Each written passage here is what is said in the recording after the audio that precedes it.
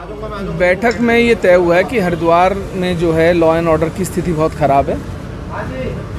चारों तरफ क्योस हुआ है, कभी कहीं कोई घटना घट रही है, कभी कोई घटना घट रही है। इसके संबंध में हम सब लोगों ने बैठ के चर्चा की और ये तय हुआ है कि इसके संबंध में हम अधिकारियों को अवगत कराएंगे और डीजीपी से समय लेंगे, उनको भी बताएंगे कि क्या स्थिति है। कुछ पुलिस के अधिकारी ऐसे हैं जिनको विधायक फ़ोन करते हैं, फ़ोन नहीं उठाते, फ़ोन कॉल बैक नहीं आते जब तक कोई बड़ी घटना घट चुकी होती है।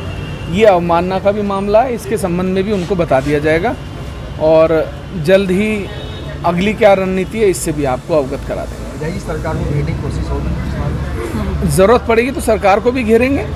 अगर आम आदमी परेशान होगा, चारों तरफ भय का माहौल होगा, तो सरकार को घेरने में भी कोई गुरेज नहीं है, सरकार को भी घेरेंगे। भाजपा सरकार के 2 मंथ पूरे हो चुके हैं, कैसे देख रहे हैं कि कैसे चल रही है सरकार, आप क्या कहें? देखिए, 2 महीने में किसी सरकार पे कोई टिप्पणी करना वाजिब बात नहीं है। सरकार को काम करने दीजिए, 2-3 महीने काम देखते हैं कैसा है, तब हम इस पर टिप्पणी करेंगे। सरकार अच्छी चलेगी तो हम उसकी सराहना करेंगे और नहीं चलेगी तो घेराव भी करेंगे। विपक्ष का काम क्या है? विपक्ष का काम है, मुद्दा उठाया था बिजली कटौती का मुद्दा मैंने उठाया था और वो इसलिए उठाया था कि बहुत सारी जगहों पर आप देखिए कि होता क्या है, शाम को 5 बजे इंसान घर पहुंचता है, चाहे वो किसान हो, आम जन हो। हम जितने भी विधायक हैं सब किसान बाहुल्य क्षेत्र से आते हैं ज़्यादातर।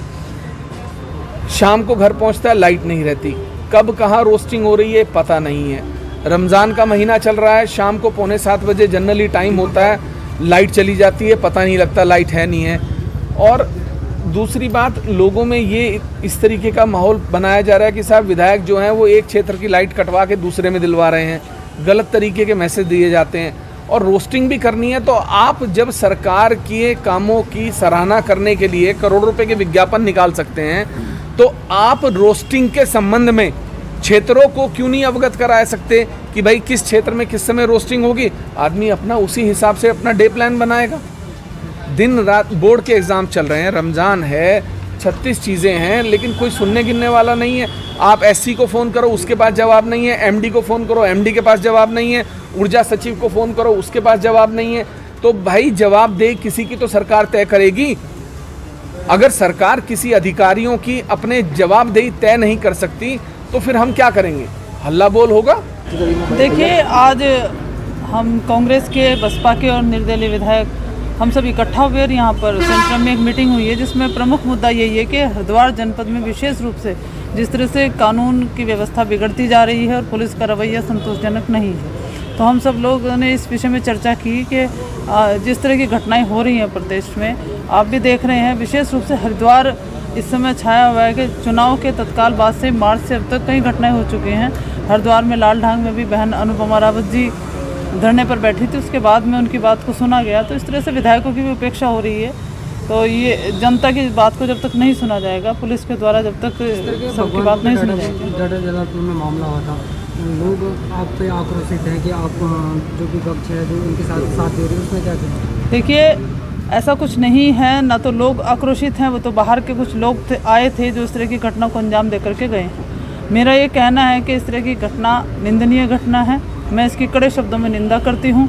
लेकिन उसके बाद भी जिस तरह से डाडा जलालपुर गांव में अभी तक भय का माहौल बना हुआ है, लोग अपने घरों से गए हुए हैं, कुछ डर करके गए हुए हैं और पथराव से लेकर के आगजनी की और घरों में तोड़फोड़ की, लूटपाट की घटना की निष्पक्ष और न्यायिक जांच होनी चाहिए। भयमुक्त माहौल खत्म होना चाहिए, सामान्य जीवन जीना चाहिए। इस तरह के निर्देश अधिकारियों को देने चाहिए, चाहे पुलिस हो, चाहे हमारे प्रशासन हो।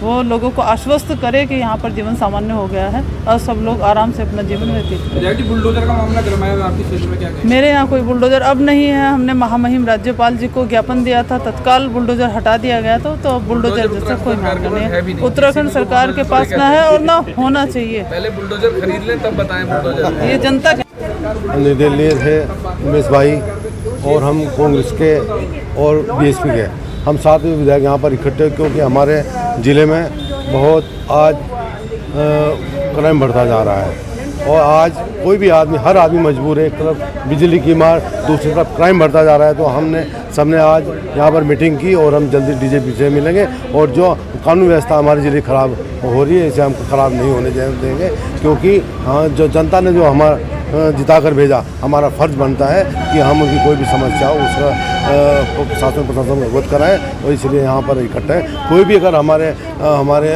जनता पर कोई भी बोझ डाला जाएगा या उन्हें परेशान करा जाएगा तो वो हम विधायक सब बर्दाश्त नहीं करेंगे। विधायक जी, किस तरह से आप कांग्रेस पार्टी से कुछ विधायक नाराज चल रहे थे, तो अलग कुछ दल बनाने की कोशिश करते थे, जिस तरह से सर उमेश कुमार जी के साथ आज आप आए हैं उत्तराखंड ऐसा कोई, हम अपनी पार्टी के साथ है, कांग्रेस पार्टी के साथ है।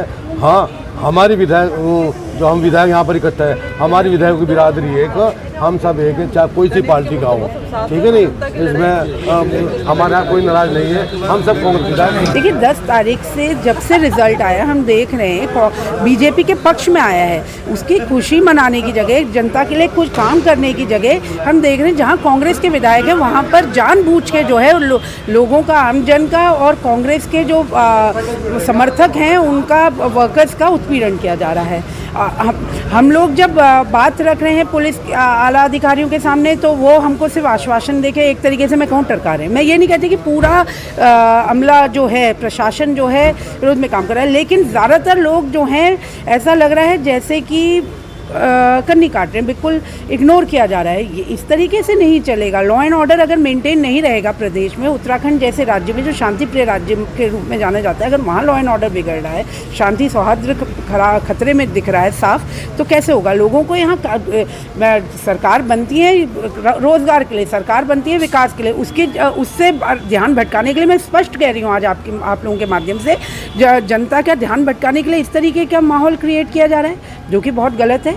आम जन को परेशान किया जा रहा है, तो ये सब है। जैसे भाजपा सरकार महिला सशक्तिकरण की बात करती है और आप महिला विधायक होने के बावजूद आप लोगों की नहीं सुनवाई हो रही है, तो क्या ये सशक्तिकरण कामयाब हो पा रहा है? बिल्कुल आपने सही बात की। एक तरफ तो हमारा राज्य महिलाओं ने, कहते हैं कि महिलाओं ने दिलाया, दूसरी तरफ ठीक है जहां कांग्रेस को लगा आपने महिला स्पीकर के रूप में दिया, हम लोगों ने समर्थन किया, लेकिन वहीं पर दूसरी तरफ जो विपक्षी दल में अगर एक महिला विधायक है तो उसके क्षेत्र में इस तरीके का माहौल हो तो साफ दिख रहा है भाजपा का दोहरा चरित्र दिख रहा है। और मैं आप लोगों के माध्यम से कह रही हूँ कि हमने मुख्यमंत्री जी के संज्ञान में भी मैंने डाला, अपने क्षेत्र की समस्याएं डाली, मैंने बताया कि किस तरीके से उत्पीड़न किया जा रहा है, किस तरीके से पुलिस का रवैया चल रहा है, तो कहते हैं मेरे संज्ञान में नहीं है। मुख्यमंत्री होके एक विधायक धरने पर बैठ गया और आपके संज्ञान में नहीं है बात, तो ये तो बड़ी अचरज वाली बातें थी। तो ये सब है, महिला को अनदेखा किया जा रहा है, बिल्कुल किया जा रहा है।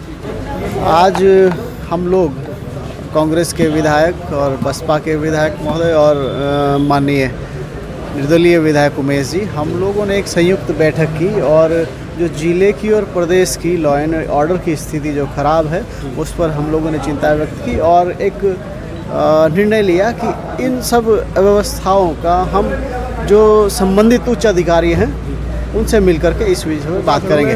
बत्ती गुल होती जा रही है, लगातार ऐसा देखने को मिल रहा है, उसको लेकर क्या है? उसको लेकर भी हम लोगों ने चर्चा की और उसको लेकर भी हम प्रदेश के जो उच्च अधिकारी हैं, हमारा प्रदेश ऊर्जा प्रदेश है और ऊर्जा प्रदेश में भी लाइट की स्थिति दयनीय है और कहीं ना कहीं आमजन बड़ा त्रस्त है।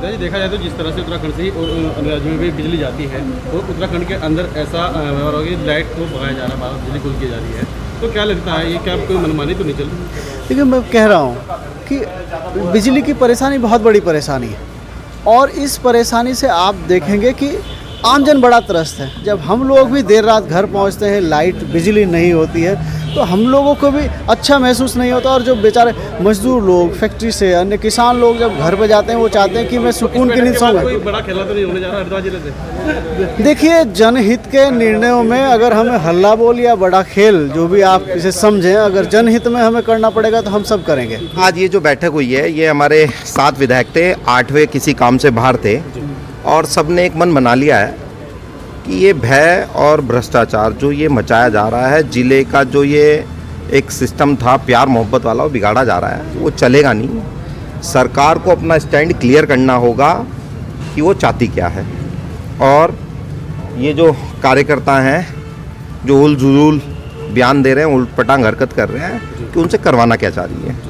और इसमें बहुत सारे और भी मुद्दे डिस्कस हुए हैं, जो खुली छूट उगाई की चल रही है कि पहले तो पुलिस को ही दे रखी थी, अब ARTO को भी दे दिया है कि बाइक चेक आप करो और 10-10 हज़ार के चालान गरीब जनता पे थोपो, क्योंकि महंगाई पहले ही ऑलरेडी चरम सीमा पे है और अब जो है चालान भी करो। तो ऐसी बहुत सारी बातें हुई हैं जो आपको परसों से ही पता चलनी शुरू हो जाएंगी।